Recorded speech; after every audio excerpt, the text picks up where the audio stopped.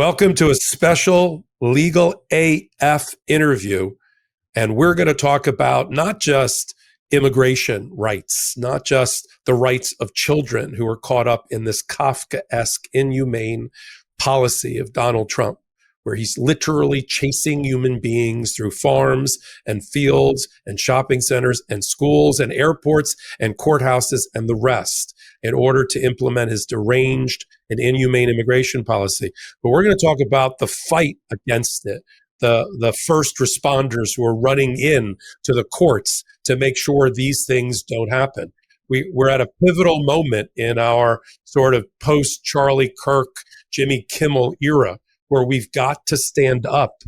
We've got, over the weekend, George Santos being released, sprung from prison because he wrote a letter about the fact that he was not being treated with dignity and he was not being given his due process or his rights. We've got a federal judge who just a few weeks ago, Judge Suknanen, made sure that 600 people in the middle of the night, including children in a refugee program, weren't sent back to Guatemala. We've seen on the Midas Touch Network and on Legal AF videos of zip-tied children, ICE and other federalized and armed officers, weaponized services for Donald Trump, even the United States Citizenship and Immigration Service, go effectively attacking and abusing children and their families. And now one of the leaders of the resistance we have here, we're so honored to have her here. Let's bring on Greisa Martinez Rosas, who's the executive director of United We Dream. And we're going to focus on a new legal fund in conjunction with the American Civil Liberties Union and other organization, the Abundant Futures Fund, to raise money to get the money into the hands of the lawyers so they can oppose Donald Trump's inhumane immigration policy. Welcome to the show. And joining me also is a regular contributor here on Legal AF, Senator Tiara Mack from Rhode Island of the Pragmatic Optimist, to talk about these important issues. Thank you, Greisa, for joining us. Yeah, thanks for having me. I'm excited. There we are too.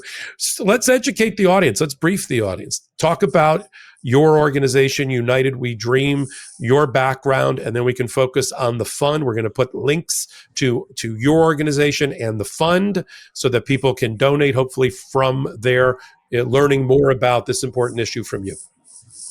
Well, it's so good to be with all of you and everyone that's listening, whether you're at home or washing dishes. My name is Greisa Martinez Rosas.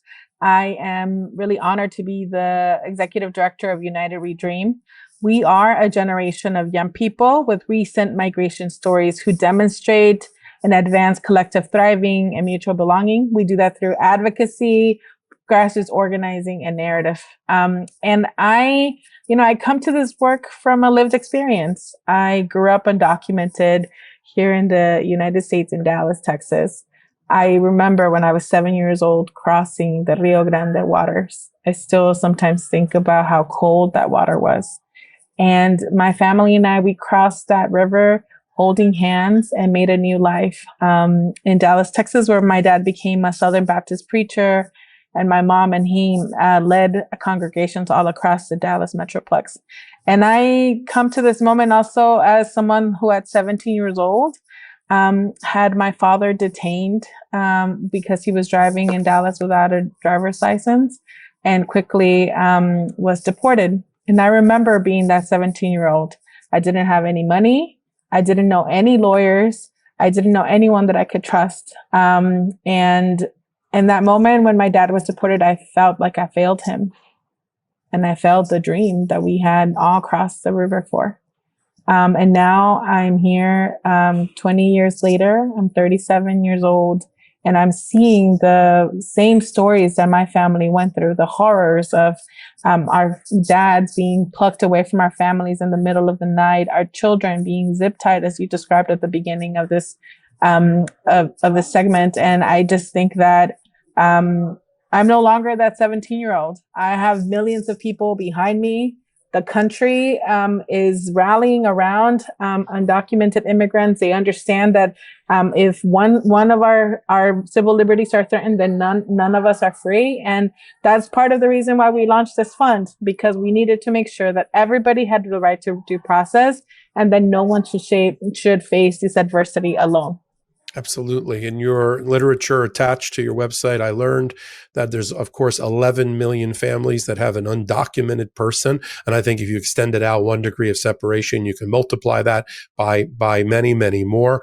I'm a child of immigrants, except that when my great-grandfather came to this country and my grandfather, we didn't go into a detention center. My family came through an immigration and naturalization center, which is what Ellis Island was at the time, which we don't need detention centers. We need naturalization centers to allow people to have a dignified life here. My wife won the green card lottery, to the extent that there is ever a green card lottery. And she came to this country looking for the new life that you tried to have with your family. And we're so honored to have somebody like you with your lived experience as a leader in immigration and immigrant rights, especially those that are focused on children. You first came maybe to some people's attention when in the hands-off event in 2025, you took to the stage and declared who you are and what you represent. We have a clip. My name is Greisa Martinez Rosas. I am an immigrant. I am undocumented, unafraid, queer, and unashamed. So what were you, what was going through your mind when you, I don't know, that came up on this sua sponte on the spot, or you wrote that? Talk about how you wanted to introduce yourself to maybe a group of people in America that hadn't yet heard of you or your experience. It's how I've been introducing myself for the last 15 years of my organizing. So I was really surprised that so many people were so excited about responding to that because it's who I am. I am the daughter of Luis and Elia Martinez. I am I grew up undocumented in this country. I'm an immigrant. I'm lucky now that I get to have legal status in this country, but it's who I am. I feel, but I think that moment is one that for me, it's about the thing that millions of Americans did over the weekend and the No Kings March, which is to say, enough. I'm here. I'm going to show up. I'm going to tell you who I am, what I believe in, because I believe that there are more people that believe in the things that I do. And that's what we saw over the weekend. 7 million people all across the country. In my city of Phoenix, Arizona, there was a big showing. So I just think that it requires that last C, courage, in the face of uncertainty. In my organizing training, we define leadership as taking responsibility for enabling others to achieve purpose in the face of uncertainty. And that's what I did in that as part of that rally. It's what the members of United We Dream do every day. And that's what you two are doing every day in the way that you are choosing to show up. And while we're doing that and you're doing your part, the President of the United States is using AI-generated cartoons of him dumping manure and crap over 60% of America that doesn't agree with his policies, right?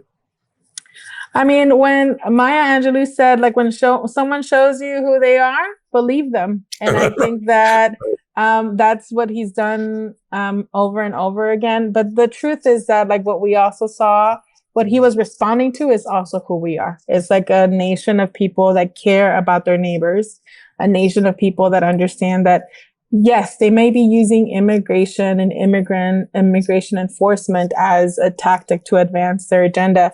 But really, this is all about all of us, that when it's never been about a social security number or not, it's about working class people and who gets to belong into this country.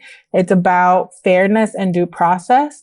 And it's about the ability to imagine America that belongs to all of us, not just a billionaire few. And so I think that we also should believe each other that we're going to show up and fight back. Yeah. Tiara, why don't you take it over and talk about what you're doing for immigrants and immigrant children in Rhode Island? Greisa, thank you for your leadership at the federal level. Since this administration has started its unrelenting attack on undocumented, or continued the unrelenting attack on undocumented individuals, local organizations and statewide organizations dedicated to legal support have experienced a loss of funding, a loss of staffing, and have not been able to meet the increased need for folks on the ground. I know that there are opportunities for state leaders and state advocates who are interested in increasing opportunities, not just through donating to your awesome fund that launched over the weekend, but also for increasing SIJ cases or special immigrant youth cases. In the state of Rhode Island, we recently passed legislation that allowed our family courts to see young people up to the age of 21, which the federal law allows for immigrants who arrive at this country before while they're youth to seek a green card citizenship up to the age of 21. And many family courts, unfortunately, only see young people until the age of 18. So we lost a huge population of people who could benefit from this federal program simply because of the way state courts are set up. What are some of the other opportunities for these funds to have an impact at the state level for folks who are interested in keeping their activism close to home and on the ground? Well, first, congratulations on that victory. I know that it's life-changing to many people. And it's also something that people have seen and fought for and won in New Mexico. So it's great to hear that it's moving across the country. The fund is really aimed at working with, our goal is to be able to raise $30 million. We are well on our way to being able to raise half of that since our launch. And I think that the intention here is there's not to meet every need. So I want us to be real and real talk, as we say, United We Dream. There are billions of dollars being poured into the Department of Homeland Security and ICE in particular right now. And the ability to match that dollar for dollar is not possible in the current conditions. But what is possible is to be able to partner with local organizations like the ones in Rhode Island, like the ones in Texas, in Louisiana, and North Carolina, where the hot spots of detention centers are growing, to ensure that every single person has access to a legal advice and legal support. We are hearing stories of young people, the same young people that you're talking about in the victory in Rhode Island, who are having to face immigration judges at 7 years old by themselves and having to represent themselves in these courts. It is a deep failure of our legal and justice system, not only for immigrants, but for all of us when that is being allowed to happen. And so the fund was able to support some of those organizations who meet that need to ensure that those young people had legal aid with them when facing this judge. And our hope is to continue to be able to do that. Greisa, are your fund recipients set, or can people still apply for the funds as you're raising them? Our hope is to be able to increase the amount of young people that we can partner up, the amount of people that we can partner up with, or institutions. The Abundant Futures Fund is our fundraising infrastructure, and they're doing a lot of the intake and the processing. So if somebody was interested in reaching out to learn not just about the fund, but how to become a recipient or to apply and all of that, who should they contact? At this moment, we're doing by invitation only, but we're hoping to be able to expand that as the resources come in place. And so if anyone that is hearing us right now has super rich friends that want to make a multi-million-dollar commitment to the fund, we welcome you so that we can expand that list of invitations and people that can apply. And even you told me before we started the interview that you're doing a fair amount of grassroots donations. Talk about this weekend and the amount of donors that have already come. You literally have only been up and running since the 16th of October. Yeah, we launched the community crowdsourcing late last week. And as of right now, we've raised, I got updated numbers, $210,000 from 10,000 or more individuals. And that is what matters here in this moment, because again, we're not going to be able to match dollar for dollar, but what we can do is give millions of people an opportunity to take action. If you weren't able to go down to the march over the weekend, there are many things that you can do that are not that. And one of them could be to donate to the Defending Our Neighbors Fund. Attorney General Rob Bonta of California. I had the pleasure of interviewing him on the day that missiles were trained at California on Saturday, and he had a great observation. I want to play it for us now, and about the 3 C's that as he sees it. Let's play the clip. In California, that the federal government would suffer irreparable harm, that it was absolutely necessary that they have these troops on the ground in California to protect federal interests, to protect federal buildings and property. And they were so important that when there was an opportunity to send them to another state and away from California and Los Angeles, they sent the vast majority of them.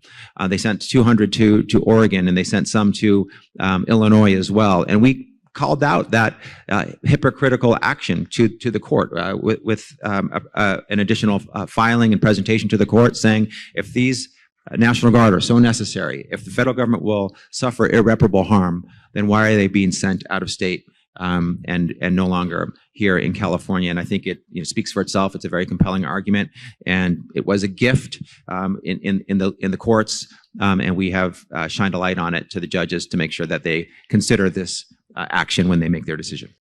So for me, just a day or so after my interview, to meet somebody who embodies courts, crowds, and courage all in one person is one of the special pleasures and joys of me, having started Legal AF and the Legal AF YouTube channel, to have people and voices like Tiara and yourself, your organization, the American Civil Liberties Union, who's regularly with us over on Legal AF. I'm going to, of course, give you the last word. Speak directly to our audience about anything that's on your mind that matters to you, that your hair is on fire about at night. Well, the one thing there are 2 things that I'll say. The first thing is that the antidote to the sickness that we're all experiencing in this moment is community.